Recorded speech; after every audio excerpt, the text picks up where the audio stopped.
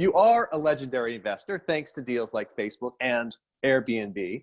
Why don't you walk us through some of your thought processes and how blitzscaling played a role? Like, what drew you originally to investing in Facebook? Because many people agree this is pretty much the greatest investment of all time.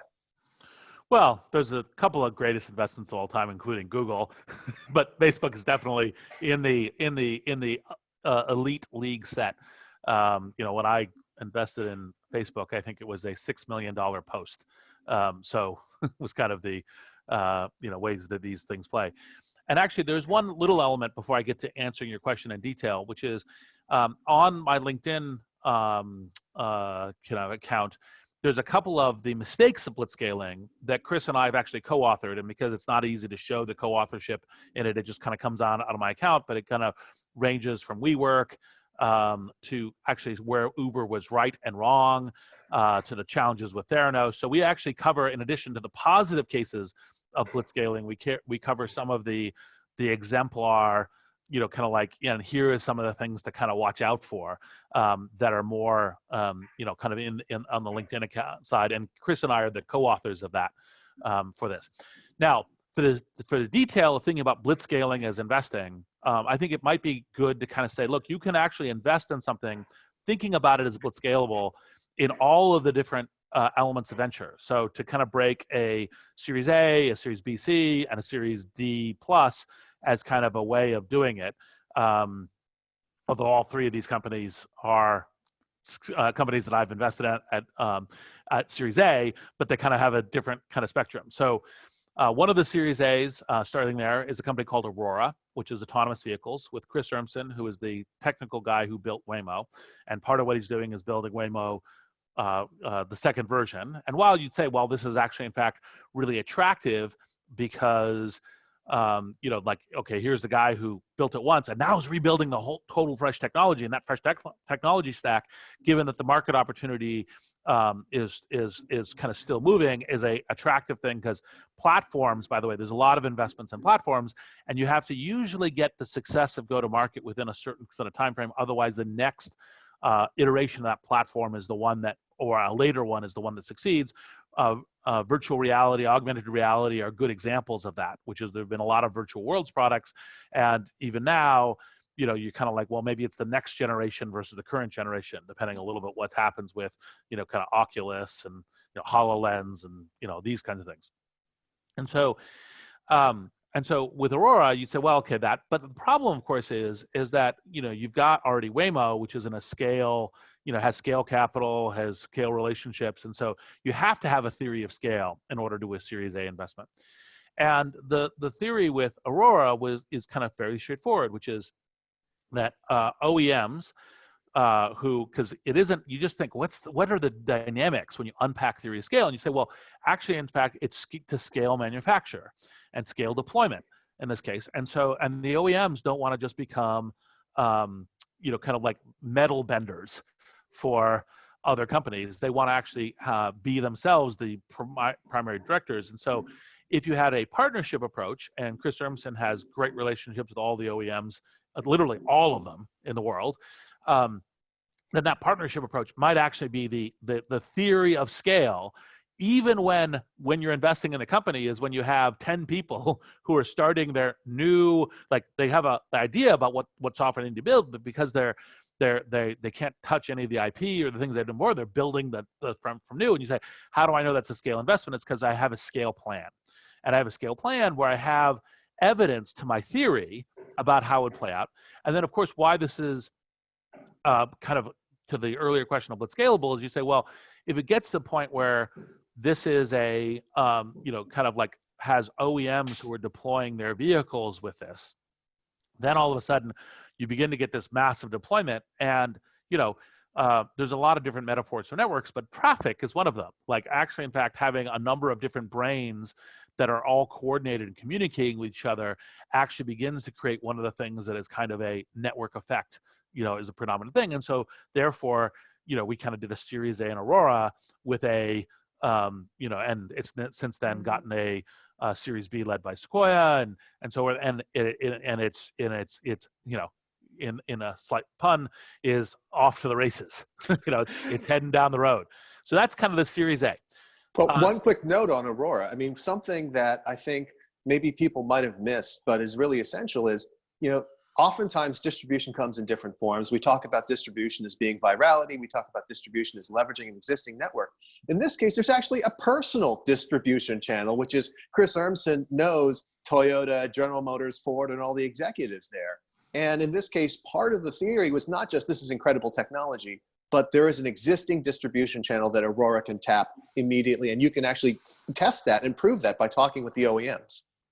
exactly. And not only by testing and proving it, but actually you have a theory of a differential edge, a theory of a differential case. You have a theory about why your investment, Chris Urmson and Aurora, actually has a much better chance of achieving a set of good partnerships with OEMs than, for example, players like Waymo and so forth, which, people are legitimately fearful of Google and what Google's intentions are and what Google intends to and can own for this. So that becomes part of the question about how you are looking at a blitzscaling thesis in an investment, even when you're like, okay, it's the proverbial set a few people and a garage, right, for how to do it. Because obviously, what you most like to see when you're doing blitzscaling investments is kind of tailwinds and traction that are kind of accelerating into a rocket ship motion. But part of actually is doing some of the investments is you're making these investments in the early stages. Now, so the next two I'll go as examples are ones that I did as Series A's and then have made some of that progress. And then what is the progress that essentially investors start looking for? So at the next stage is like a company that I'm invested in called Coda, which is a productivity platform. And when Shishir Mehrotra and Alex Danui and I were talking about this, and they, it was kind of the two of them, it was kind of when I led the first investment, it was, well, creating a new form of platforms. And platforms, almost by definition, have network effects. Like, for example, the canonical one with Windows is, you create applications on top of it, and then you have a broader suite of applications, and then, you have data files that go with those applications, that then create network effects with those applications. So generally speaking, in these kind of, like, another way of looking at what are blitzscalable is to thinking about what are platforms. And Coda's thing was that, well, we're actually now in a networked first, in a mobile first kind of world, and how does that redefine how we work? And obviously, Coda's been getting enormous tailwinds from the pandemic and from the shelter in place, because people are like, well, we need to set up good working processes from the fact that everyone's working at home or within tech companies, knowledge working companies, a set of others. And how do we actually make those processes configured to how do we want to work? And Coda is the kind of right answer to that. Now, part of the theory that when I was looking at it, I said, okay, when you're doing this kind of platform, you need to look at in-depth technical. It was one of the things that Shishir and Alex had worked on products like this, have a unique thing that once you build a platform, you usually want multi-years. Like someone else says, I want to rebuild that platform. It takes them years, because one of the general truths of when do you blitzscale and then when do you stop blitzscaling is when you can't be taken from behind. You might be taken by a platform shift or something else, but someone can't run your playbook and can't run a blitzscaling playbook to catch you, because you've actually already established your network. You've always established your position. And so I said, okay, that has all of those characteristics, and the technical depth enables that in terms of where it's going. And so even at smaller numbers, because one of the things when you're dealing with productivity is unlike, kind of social networks, Facebook, LinkedIn, that kind of thing, where you have to go raw numbers of people, raw data, raw engagement. You can actually, in productivity things, go actually, in fact, once you begin to have a number of companies that are building themselves on you and entrepreneurs who are building their companies on you, even smaller numbers make that work because of the depth of the tech stack. And that becomes part of the set of variables that you're looking at essentially when you're doing an investment. And then, there's various forms which Coda, had these kind of plans, go to market. Again, by the way, these are all theories, some of which this is now Coda theory. Theory went from an A to beginning traction and the kind of the B and C, which is like, okay, people will start publishing their documents with Coda, and then that will start being discovered by other people as they're using it. And then those templates will then be copied to be used both within kind of prosumer and with company cases. Like one of the canonical things of Coda is how do you run effective meetings? And then there's a set of templates around how to run effective meetings, especially in a distributed way using Coda. And then people start doing that, and other people get exposed to it and so forth. And so you have that loop that's going. So you have a go-to-market theory for how it works. And so Coda has now moved from the A to the kind of the B and C, kind of category of traction and motion. And then for the one that is kind of in a full speed, kind of blitzscaling from kind of the Series A is Convoy. And Convoy, just like Uber, because Convoy is in a kind of brief is kind of the equivalent of Uber Freight, although it's a very different network. So the dynamics of the network, again, it's part of the way you look at it, because you say just Uber Freight, then it'll be Uber, but actually, in fact, it's not a ride-hailing app. You don't have people who go. Part of the network effect is everyone has it on their app, and this is the thing they use for the just-in-time transport. But actually, in fact, has a bunch of unique features for shippers. Has things that by which shippers are a different, like you have the trucks and you have the shippers, and the different sides of this work network, but the way that the network's configured and how it operates, like scheduling a shipment. People can schedule Ubers, relatively few people do. It's not the canonical case, it's the tail case, that once that's very big. And so you said, okay, all this stuff will mean that's a new thing. Now, part of the thing that I had to do in the Series A is I looked, there was a whole bunch of companies that had theories of the case, and how do you pick the right one? Because one of the challenges, as we're mentioning in the Glengarry, Glen Ross markets, is first prize, Cadillac, second prize, steak knives, third prize, you're fired. And so I had to say, okay, which the one that's going to be the Cadillac? And I can't go into too much depth on the set of different things that Convoy understands, because they're still establishing their like proving their competitive edge relative to Uber Freight and everything else, but they have broken free of all the startups. They are kind of accelerating in terms of a number of different regions and corridors. But the detail, like at a 50,000 foot level, that I could show that once you start getting into to blitzscaling investments at the stage where Convoy is at, and so you have super smart people like Henry Ellenbogen at Durable and so forth who've come in and invested, is they now start looking at the dashboards, and they start looking at the analysis of how the economics of putting in capital to prioritize speed of efficiency actually then accelerates you to the network that you want, so that you're then valuable at the other side. And so it moves from essentially the kind of the Series A, like, hey, I've got a theory, the theory is good, to the expertise in investing in later companies like Convoy for blitzscaling, and also what you're working towards in getting the blitzscaling companies from a Series A to a Series D plus, is it starts becoming not just art, but also science about, like, okay, what's the analytics of how you put in capital to prioritize that speed?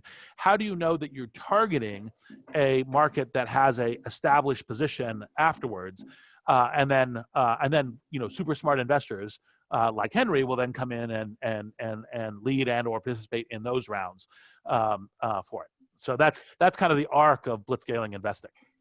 And what's really interesting about the science of blitzscaling, I love that phrase. It's funny because it was in my mind and then you just said it. So it's another case of great minds think alike, or fools seldom differ. Depends on which one people think. Both. But in terms of the science of blitzscaling, it really shows that there's two different ways that it's creating enormous value, maybe even three.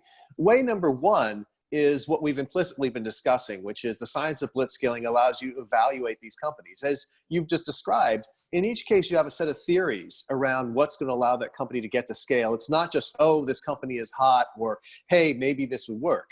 But you always have in mind specific theories. I know that was true even when you were running and starting LinkedIn. There was always a theory, always a hypothesis. So that's why it's a science as opposed to just guesswork, because it's all about those experiments, hypotheses, and proof. And that obviously is really helpful, because you can identify the great companies and then you can invest in them. But that's where the second part comes in. Actually, before you get to the second part, because I do think it's important. By the way, you always have an investment thesis. You always have a theory. Obviously, you love real data. You love data that comes from market engagement, data that comes from revenue, data that comes from customers, data that comes from engagement analysis, always great. But by the way, this is almost always some blend of theory and data.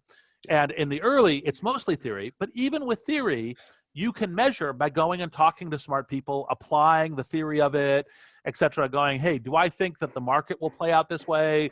Do I think that the product will play out this way? What would be the things that I have to believe that I would later see data, right? And then can I test that belief in various ways before we get to the market test? Anyway, it's important to go that the testing of the theoretical framework and the evidence is not only just pure like, oh, look, we're growing virally at Facebook or LinkedIn in the following ways, and the engagement cohorts look like X. It's also I think we could do X, and then I think we may be able to measure this, and we may be on this path.